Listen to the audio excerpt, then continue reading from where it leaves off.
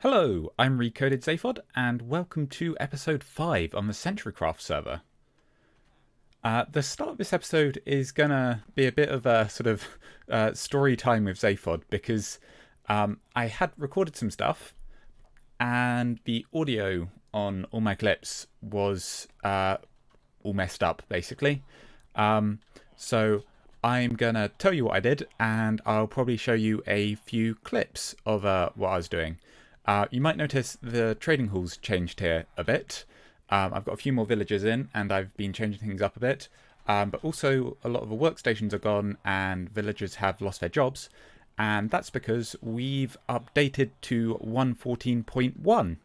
And as we updated, any villager that I hadn't traded with lost their profession. So fortunately, I've still got my mending guy over here in the corner. And there's a few others which had particularly good trades, which I've kept. I think this guy over here had the best depth strider price possible. Oh, you might also notice that I've enchanted up some diamond armor, and we went and did the dragon fight together. Not everyone was available, but a lot of us wanted to go to the outer end and get elytras and start getting shulker boxes. So, yeah, we a few of us got together and did a dragon fight, and then went to explore the outer end.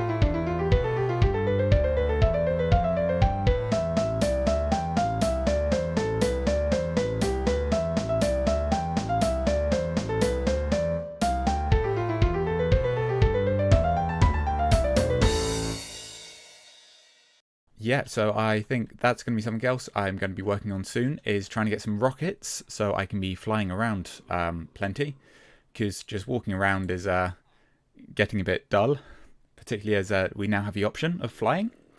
So yeah, gonna want to do a creeper farm and a big sugarcane farm.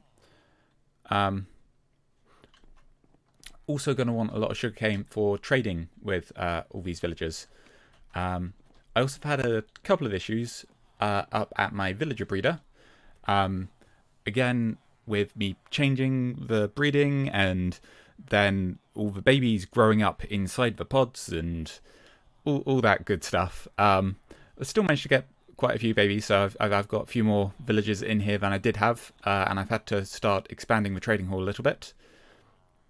I've also got to work out how the pathing mechanics work for claiming workstations, because I can't use the system I was using before, because that relied on the villagers being able to pathfind through the corner of blocks, because what I did have before was blocks there to stop them pathfinding, and then breaking them would allow them to.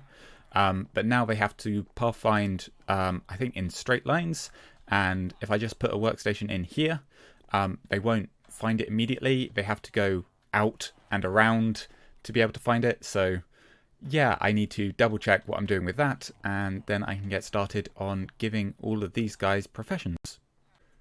Alright, so for now I've decided I need some more sugarcane, and as a lot of the sugarcane I was farming is now where the kelp farm is, I'm just going to lay down a quick manual farm for sugarcane over here, so I've got plenty of it for trading paper. Does that need to be a water block? No, I think that's okay. I might need to leave that one though to hydrate this lot of land, so let's do this. But yeah, I'm going to want plenty of sugarcane for trading paper, and also making a few rockets if I want to start using my elytra. All right, and here we go. Sort of mini field of sugarcane here. If you're wondering what's happening here, is I've got waterlog half slabs here, so they still count as a water source, but it means when I break the sugarcane, it's not going to be falling into the water, but you have to have water next to it for it to be there. Otherwise, it just breaks. So yeah, that's why I've got these strips of wood in between. But I should just be able to go along all of these, breaking everything at head height and collecting it all. Right, and before I actually start trying to give these guys their jobs back, I actually want to install a clock that I've designed, which will show me when all of these guys are working. Because during those hours, they're able to reset their profession or re-roll their trades or refresh locked trades. So it's really useful to know when that is, particularly when you're trying to give them all jobs and then get rid of all their jobs. You want to know, yeah, basically if they're able to take the jobs you're trying to give them. So yeah, I'm going to be installing that clock, and I just need to decide where I want the indicator lamp. Part of me is kind of thinking I want it sort of over the stairs, maybe? If I could have it sort of in here. The actual circuit, I think, is going to go into that bit of hill just over there underneath where I'm growing trees, because certain bits of it need to have skylight. The rest of it needs to be underground. So I think that's going to go in there. But the output, I think I might run into some sort of light on an archway over here. Yeah, I just got to work out if I can get a redstone signal up unobtrusively. That might be a bit tricky, actually. Maybe I should just put it in a corner somewhere? Maybe like down one of these ends, like just right up in that corner. That'd be fairly unobtrusive, I think. So I might do that. Thought I'd bring you in briefly because I'm having to change the block underneath some of these villagers, which can be quite difficult to do. But what you can do, particularly with them trapped in like this, is you can put their feet in water and they'll float up. And then I can just switch out the block underneath them without any issues at all. Just thought I'd show you in case any of you have a similar issue that you need to do at any point. Alright, so I've put in this clock system with lights, and it can be changed and based on daylight sensors. If you want a more detailed look at what this is, I made a redstone video on it. Yeah, basically I've got this running through here. There's a quick little AND gate in here, so I can have an output, which if I can get up here, you should be able to see from in here. So this tells me when it's trading time, and I can set it to the early setting, which is the lever over this side, or the late setting, which is the lever over that side. And yeah, they should both be working. So that should have changed a piston, which altered which state it was in, but it's still working time. So yeah, this is in the early state, which is I think where I'm going to leave it. And I've worked out a way of getting workstations in so that these villagers can access them and path to them and count them as their own. So yeah, I'm going to be removing all of these blocks just here because the workstations need to go in diagonally. And then I'm going to slowly be putting the workstations back in and trying to get good trades on all of these ones. Okay, so it's actually the time that they can reset their trades, which isn't actually important for them initially picking up a role. But yeah, all of these guys should be blocked from pathfinding anywhere. So I'm going to try with one of the ones which doesn't have a trade yet, because I do want to give these guys workstations, obviously, but it's easy to see if the unemployed have picked up the workstation. So if I put this in here and then break this, and he is flickering, that's less than ideal. Okay, so what I was doing was working, and then it became the next day, and 2000 rolled back around, and a whole load of them, I saw them sort of flicker between unemployed and librarian again, and basically they'd all reassigned themselves to random workstations, and so I went along and I broke all the workstations, and you can see some of them are still assigned. That's not a good example because I actually traded that one. Have a look at this one, for example. Not traded with him, and all the workstations are gone, so clearly their workstation must have been somewhere along here. So what I'm just going to do is I'm going to make sure I've fully blocked all their pathfinding, and they should be able to recognize that they can no longer get to wherever they think their workstation is, and that should stop them having professions. Alright, so I'm now in process of trying to switch this all up to a newer design, which should hopefully work with trapdoors at this height here. Oh, didn't mean to do that.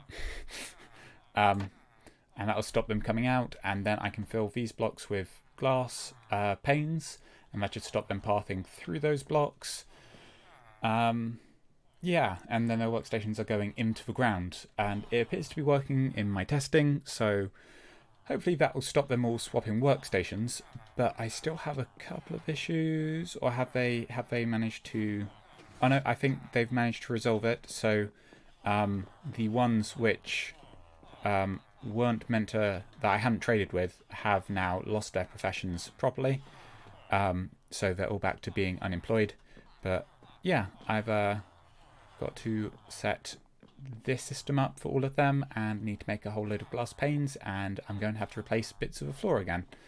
So yeah, hopefully when I come back that'll be done for at least all of this row, if not all of the ones over here. Right, and here we go. Going to be putting in these bookcases. I think I want to start with one which doesn't have a profession yet, and see if he picks it up. He does, and he picked it up and not one of the others. So that's promising. So I should be able to just put these down, and they should only be able to path to their own workstation. And then I can check all of these. If any have particularly good trades, I can trade with them. Okay, good. And it still seems to be working. Yeah, if they have good trades, I can trade with them, make sure their trades are locked in. But they shouldn't be able to take each other's workstations, even if their trades reset by the bug. Okay, so I've now got librarians all the way around the outside, and I think I might make these ones in the middle have non-librarian professions for now, just because it's a lot of librarians around there already, and yeah, we'll probably want easy access to some of the other roles as well. So I think armorers possibly I might put in here, and I could even make a section of them, maybe this middle section, all farmers, so there's an easy way to get emeralds as well as to spend them. But for now, I'm going to go through, check which ones have trades I want, so like the mending guy, and if they're locked in, I can fold this trapdoor down just to make sure that nothing can get to them. Okay, so I've got this guy here who has blast protection 4 for 35 emeralds, which isn't a particularly cheap trade, but blast protection is certainly one worth having. So I'm trying to decide whether or not to trade with this guy to get it. I think I might. Oh, okay. I think we just rolled up to 2000, and okay, that's reset. That's fine, I guess. And you're resetting.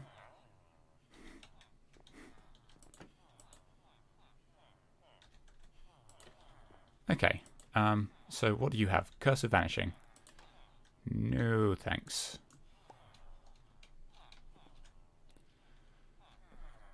I think it might be easier during these hours to just keep re-rolling until I get one that I want. So let's grab emeralds and some paper. and some books, and make sure I can trade with them, whatever they want to trade. Mending for 14. Okay, I am taking that. So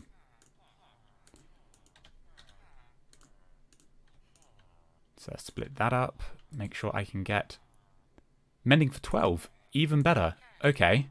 I don't know what just happened there, but okay, he's locked in as a mending for 12. That will do me just fine. This way.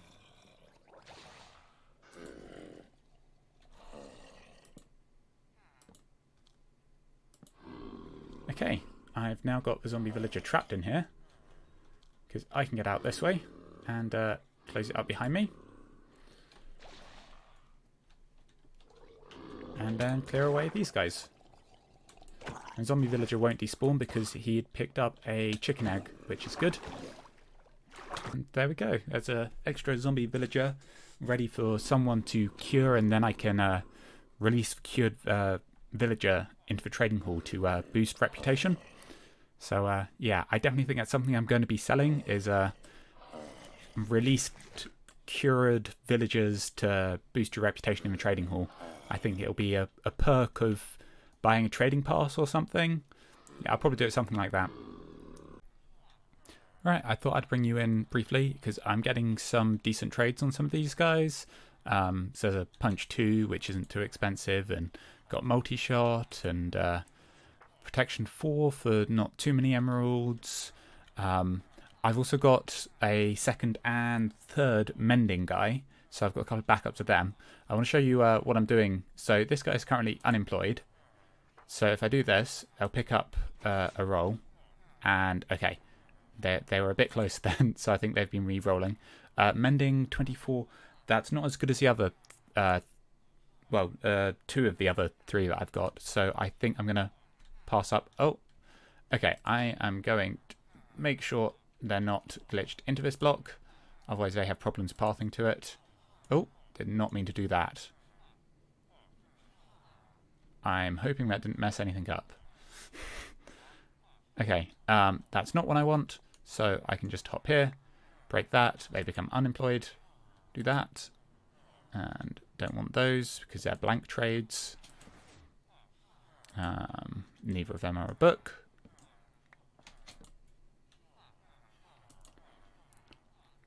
And yeah, during work hours I can just keep doing this until I get a trade which I think is worthwhile keeping. 5 for infinity. I think that might actually be a maxed out trade, so I'm going to keep this. So I do 1 trade and the trades are then locked, and then I put this up so I don't need to walk in and break that. The time is now past trading time, so it's gone past 9,000. So these guys, even though I've broken their workstations, they're not losing their jobs. So all I'm doing now is I'm going around all of the ones which I haven't given a roll to yet, checking what their trades are like, and if I don't like them, breaking this once, and then moving on to the next guy. So I'm just rolling the trades of all the different ones rather than the same one again and again and again. So after a monumental amount of placing and breaking workstations, I now have a decent trade on every single one of these villagers. I have made them all librarians on the ground floor. I think I've got almost all the trades I've wanted. There's a couple I could still do with getting, but I'm not too bothered about.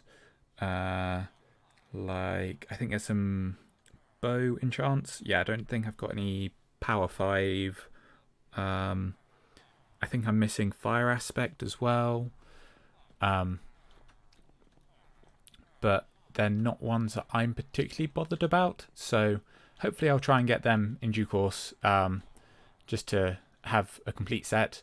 Some of these I have multiple of. If I picked up a cheaper one later on, but of course I already had to lock in the trades of the one I got when I first got it. Certainly some of these I could do with getting cheaper. like I think efficiency 5, yeah, is like a full stack of emeralds over here, which yeah, definitely can come cheaper, but I haven't managed to get it any cheaper. So yeah, I'll probably keep trying to roll for trades with new villagers I get, but that requires fixing my villager breeder again. Yeah, but for now I've got all of these guys, so pretty much anything I want I can get, and I've put in these 3 up here. So I've got diamond armor on demand for not too many emeralds. Got an diamond axe and a diamond sword, and they're both down to 1 emerald each, so that's great. I don't know if this guy was maybe a zombie I cured or was hanging with some cured zombies or something, but yeah, they're quite a huge drop in the prices there. And then this guy has the shovel and the pickaxe. So yeah, they don't have any particularly good enchants on them, which is a shame, but of course you can't see what enchants you're getting on them until you've unlocked all the trades. So I think for now I'm going to leave them like this. I might add some more of these if I've got spare villagers going, but I think just using it as the base diamond armor and then enchanting up with all the books from down here will do just fine. So I think that's the next thing I'm going to be doing is enchanting up a full set of effectively god armor, which you can now get in 1.14 with all the different protections maxed out. Definitely going to be doing that. And yeah, same for sword and axe. I'm going to want my preferred enchants on those. Although I think weaponsmith, this one, yeah, the sword comes with knockback, so I might yeah, just enchant up this sword a bit more, because I'm not particularly keen on having knockback on the sword in case you come against a load of skeletons. Mind you, it can be useful against the zombie hordes, and I prefer to have a smite axe, which I would be using on skeletons. So yeah, actually that might be okay. I might use that this time. But unfortunately, I think my armor making is going to have to wait till next episode, because I think that's all I've got time for now. As always, I'd love to hear your feedback down in the comments below the video. I've been Recoded Zaphod, and thanks for watching.